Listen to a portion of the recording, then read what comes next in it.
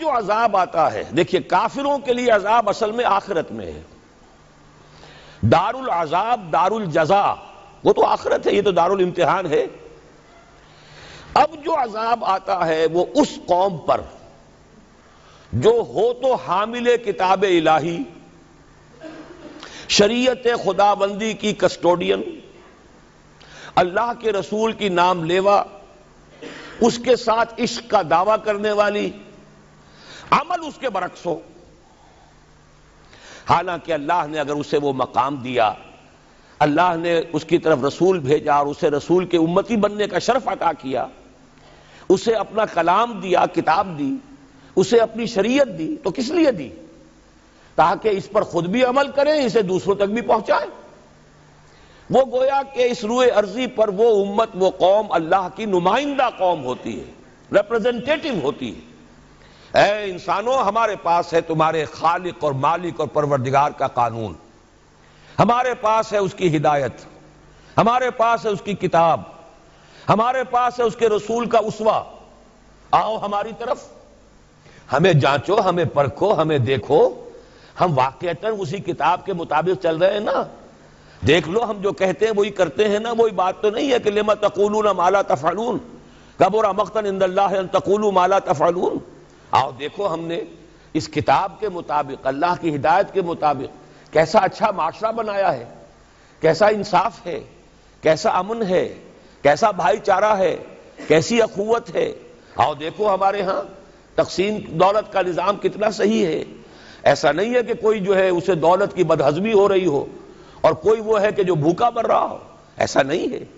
دیکھو ہمارے ہاں انسانی شرافت، انسانی عزت، انسانی پریسٹیج اور انسانی حقوق بہتر سے بہتر شکل میں موجود ہیں. حریت ہے، آزادی اظہار رائے ہے، سب کچھ ہے.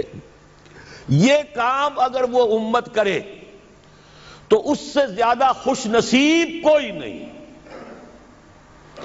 پھر دنیا میں اس کو غلبہ ہوگا، دنیا کی خلافت اس کو دی جائے گی، دنیا کی امامت اس کو دی جائے گی، دنیا کی قیادت اس کو دی جائے گی. جیسے کبھی اقبال نے کہا تھا کہ سبق پھر پڑھ شجاعت کا، عدالت کا، صداقت کا، لیا جائے گا تجھ سے کام دنیا کی امامت کا.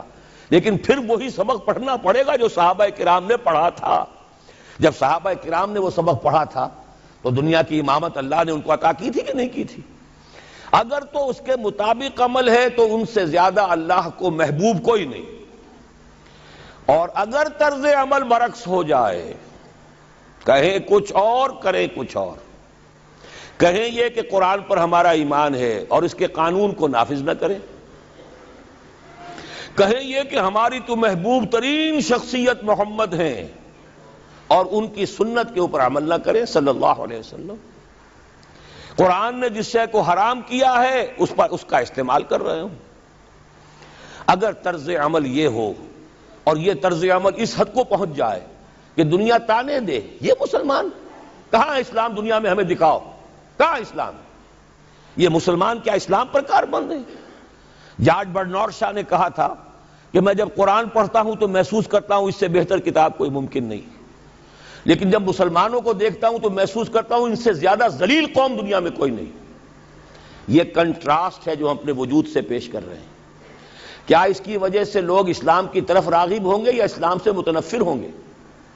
کیا ہمارا منہ ہوتا ہے ہم باہر جاتے ہیں؟ اسی لیے ہم تو تبلیغ، میں تو کم سے کم وہاں جا کر جو مسلمان کھوئی ہوئی بھیڑیں ہیں امت محمد صلی اللہ علیہ وسلم کی، انہی کو ریکلیم کرنے کی کوشش کرتا ہوں. جیسے کہ حضرت مسیح نے کہا تھا میں تو بنی اسرائیل کے گھرانے کی کھوئی ہوئی بھیڑوں کی تلاش میں آیا ہوں.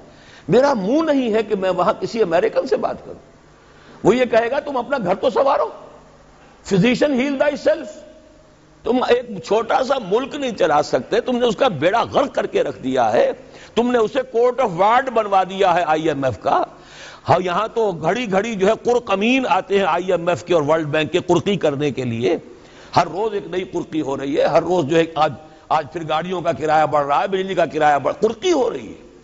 عوام کے اندر جو بھی رہا رہ گیا اسے بھی چوسنے کا اور کشید کرنے کے لیے ایک حکومت کو گرا دو، وہ تو بدنام کر دی گئی، دوسری حکومت لے آؤ اس کے ہاتھوں کچھ کام کروا لو، وہ بدنام ہو جائیں گے تو ان کو بھی ہٹا دینا. ان کا کیا کھیل ہے؟